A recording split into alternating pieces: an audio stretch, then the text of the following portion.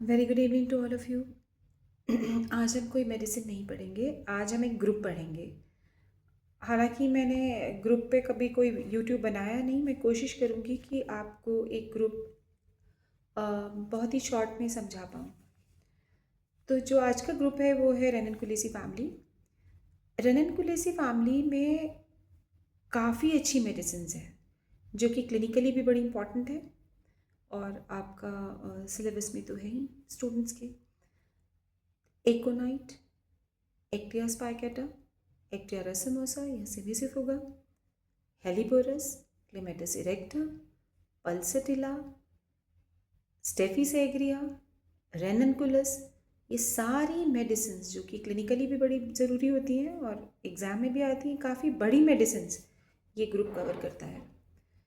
तो कोशिश करते हैं कि इस ग्रुप को हम समझ पाएँ। तो पहले एक बात याद रखनी है आपको कि ये जो ग्रुप है, इसका जो प्लांट की स्पीशीज़ है, जैसे पल्सेटिला आपने देखा है ना, विंड के साथ विंड फ्लावर बोला जाता है, बिल्कुल इधर उधर हिलने लगेगा। तो वैसे ये जो जितना भी प्लांट की स्पीशीज़ है, काफ़ी सारे इसमें से हर्ब्स हैं, डेलिकेट हैं। टेम्परेचर के लिए भी ये बहुत ज़्यादा डेलिकेट है, इन्वायरमेंटल चेंज के लिए बहुत ज़्यादा सेंसिटिव बोल लीजिए। तो ऐसे ही जो ये हमारे पेशेंट्स की मोडालिटीज़ हमें मिलती है, वो भी आप देखेंगे कि जैसे पल्सेटिला है, उसको ठंडी हवा तो चाहिए लेकिन हल्की कवरिंग चाहिए ऊपर में। क्लोज डोर्स और विंडोज़ को करके वो सो नहीं सकता, वो बैठ नहीं सकता, घुटन होनी शुरू हो जाएगी। Wants Windows and doors open, आप पढ़ते हैं पल्सेटिला में। एकोनाइट को देख लीजिए, एकोनाइट में क्या है, जैसे ही एक्सपोजर हुआ ड्राई नॉर्थ वेस्टर्न विंड का, तो वहाँ पे ड्राई नॉर्थ वेस्टर्न विंड से तुरंत सडन एंड वायलेंट इसका कोई भी सिम्टम शुरू हो जाता है। तो ये जो सेंसिटिविटी है क्लाइमेट के लिए, जैसे इसके प्लांट्स में देखी गई है, ये आप इस प्लांट्स के को बहुत हाई टेम्परेचर पे भी नहीं ग्रो कर सकते, इनकी ग्रोथ नहीं होएगी, और ना ही बहुत ही आइसी कोल्ड टेम्परेचर में। तो एक सेट टेम्परेचर में ही इनकी ग्रोथ होती है, ये कल्टीवेट किए जा सकते हैं। तो वैसे ही ये पेशेंट को भी एक सेट इन्वायरमेंट चाहिए, ना ज़्यादा ठंडा ना ज़्यादा गर्म। ठंड से भी इफ़ेक्ट होती हैं इसकी काफ़ी सारी स्पीशीज़, गर्मी से भी इफ़ेक्ट होती हैं। इस तरीके की सेंसिटिविटी आपको इसकी मोडालिटीज़ में भी देखने को मिल जाएगी। अब दूसरा इसका जो बहुत इम्पॉर्टेंट है, जो इसकी मेंटल पिक्चर है, पल्सेटिला, स्टेफिसेग्रिया, एकोनाइट, अब देखो कितने इमोशंस हैं इसमें। तो इमोशनली बहुत सेंसिटिविटी इसमें आपको नज़र आएगी रेनन कुलेसी फैमिली में।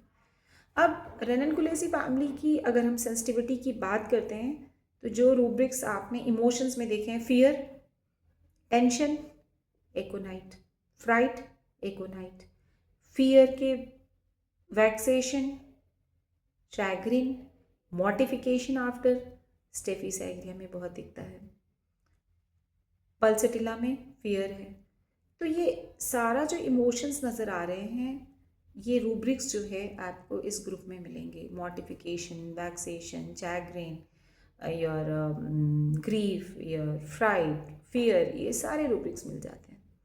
सारे इमोशंस, ये इस तरीके के इमोशंस मिलेंगे। मतलब ये अगर हम इसको देखें तो इमोशनल लेवल पे this is very sensitive group. बहुत, ये जो फैमिली है, इमोशनली इंटेंस सेंसिटिविटी पाई गई है।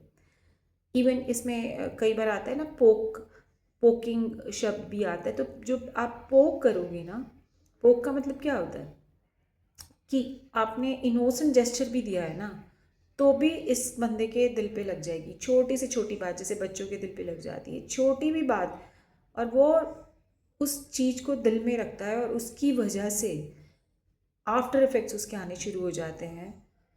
जैसे फॉर एग्ज़ाम्पल, फियर और फ्राइड के बाद एमिनोरिया होना। दूसरा जो मैंने अभी एग्जाम्पल दिया मॉर्टिफिकेशन का, इंसल्ट के आफ्टर इफेक्ट्स, एंगर के आफ्टर इफेक्ट्स, स्टेफिसाइग्रिया, पेट में दर्द शुरू हो जाएगा, कोलिक, एब्डोमिनल कोलिक शुरू हो जाता है आफ्टर इंडिग्नेशन। तो मेंस्ट्रुअल इश्यूज़ हैं, एमिनोरिया आफ्टर फ्राइड। तो आप देख रहे हैं कि ये इमोशनल जो ट्रॉमा है या जो इमोशनल सेंसिटिविटी है, वो आपको फिजिकल सिम्टम्स में या उसके आफ्टर इफेक्ट्स में आपको मिलेगा। कॉजेशन एंड देन आफ्टर उसका इफेक्ट। तो आप इमोशनल सेंसिटिविटी, ये ग्रुप की कभी भी आपकी इमेज जो इसकी इमोशनल सेंसिटिविटी है उसको आपको नहीं भूलना चाहिए। वहीं से फिर आपके फिजिकल सिम्टम्स डेवलप हो सकते हैं। तो इसका मतलब साइकोसोमैटिक जो डिसऑर्डर है या जो साइकोसोमैटिक सिम्टम्स हैं, मीन्स नर्वस सिस्टम से शुरू हुए और बॉडी पे रिफ्लेक्ट करते हैं, बॉडी पे दिखते हैं, वो आपको रेननकुलस में दिखाई देगा। हाँ, एक आपका एक दो स्पीशीज़ हैं इसमें, जैसे हेलिबोरस का अगर हम नाम लेते हैं तो वो बजाय सेंसिटिविटी के बहुत ब्लंट है, बहुत ब्लंट है। आप हमेशा देखते हैं ब्रेन इश्यूज़ के लिए उसको हम बच्चों में भी यूज़ करते हैं। तो हेलिबोरस इज़ लाइक ब्लंट है, तो वो क्रिटिनिज्म के रूब्रिक में, वो आपको एम्बिसाइल के रूब्रिक में देखने को मिल जाएगा। तो एक ये मेडिसिन जो आपके सिलेबस में है उसमें ब्लंट आपको दिखाई देगा, बाकी हर जगह सेंसिटिविटी वर्ड आपको दिखाई देगा। अब इसका जो दूसरा पॉइंट है स्किन को लेके, क्योंकि ये हाईली टॉक्सिक है, ये जो प्लांट का एल्कलॉइड्स होते हैं ये टॉक्सिक होते हैं और बहुत इरिटेंट होते हैं, बहुत इरिटेशन होती है इससे। तो स्किन पे भी काफ़ी सारी इसके जो ग्रुप की मेडिसिन्स हैं उनके अंदर में अगर आप देखेंगे उनमें तो स्किन के ऊपर इनका इफेक्ट दिखेगा। जैसे रेननकुलिस को ले लीजिए, उसका हर्पिस, रेननकुलिस का कॉर्न जो बहुत सेंसिटिव है, पेनफुल है, एक्जिमा स्टेफिसेग्रिया का, पल्सिटिला के एक्ने, ये सारे भी जो स्किन के सिम्टम्स हैं इनमें आपको बहुत इरिटेशन कॉज करेगा, ये बहुत इरिटेट करेगा पेशेंट को। अब ये हो गई इसके इरिटेशन जो एज अ इरिटेंट स्किन के ऊपर काम कर रहे हैं उसके सिम्टम्स। थर्ड इसका जो पॉइंट है वो मस्कुलर, कुछ स्पीशीज इसके मसल्स पे बहुत अच्छा काम करती हैं, जैसे रेननकुलिस है इंटरकोस्टल मसल्स पे काम करती है, जैसे आपका सिमेसिफुगा है लार्ज मसल बेलीज पे इसका बहुत अच्छा काम है, बहुत खूबसूरत काम है। एक्टिया स्पाइकेटा स्मॉल जॉइंट्स पे काम करती है, तो वहाँ आपको ये चीज़ देखने को मिलेगी। एंड अगर आप इसकी फोर्थ स्पेयर देखेंगे, इसका एक्शन देखेंगे इस ग्रुप का, तो कहीं ना कहीं वो हमें जैसे मेंटल पे दिखा, स्किन के ऊपर दिखा, फिर आपका अभी मैंने आपको बताया कि मसल्स पे दिखा। कहीं कुछ स्पीशीज़ इसकी जो इफ़ेक्ट करती है वो इसके हार्मोन लेवल पे आपको नज़र आएगी प्रॉब्लम्स।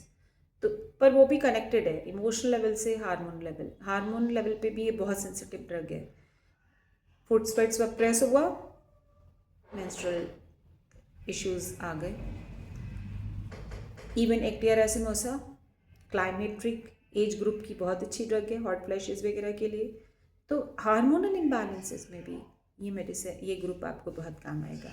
हार्मोनल इम्बैलेंसेस में भी ये भी आपको याद रखना है। अब क्योंकि बैकग्राउंड में इस पूरे ग्रुप के जहाँ हम सिम्टोमेटोलॉजी का एनालिसिस करते हैं तो हमें दिखता है कि ये प्योरली सोरिक साइकोटिक है। सिफिलिटिक बहुत ही कम स्पीशीज़ या बहुत ही हल्का सा आपको सिफिलिटिक मैज़म एक्सप्रेशन आपको मिलेगा, नहीं तो सारा जो एक्सप्रेशन है साइकोटिक ही है मैक्सिमम।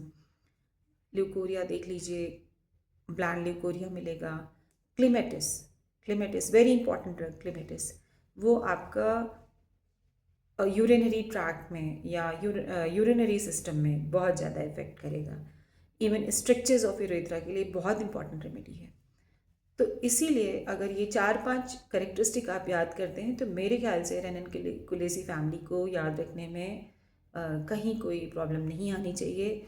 क्योंकि मैंने भी ये वीडियो फर्स्ट टाइम बनाया है ग्रुप के ऊपर, मैं उम्मीद करती हूँ कि आपको समझ आया होगा।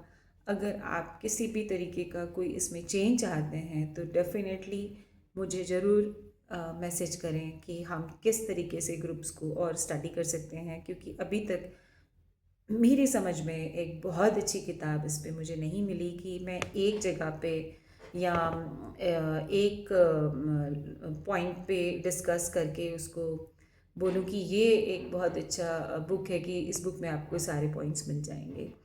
तो कहीं ना कहीं हम अपने जो ग्रुप के मेन स्पीशीज़ हम यूज़ करते हैं, जो प्लांट्स हम यूज़ करते हैं, उन्हीं के सिम्टम से हम जनरल कैरेक्टरिस्टिक फॉर्म करते हैं। पर फिर भी अगर आप लोगों को इस मेडिसिन को समझने, इस ग्रुप को समझने के लिए और भी कोई आइडिया हो या आपको लगता है कि इस तरीके से बताया जा सकता है, तो वो प्लीज़ शेयर करें मेरे साथ। Thank you very much.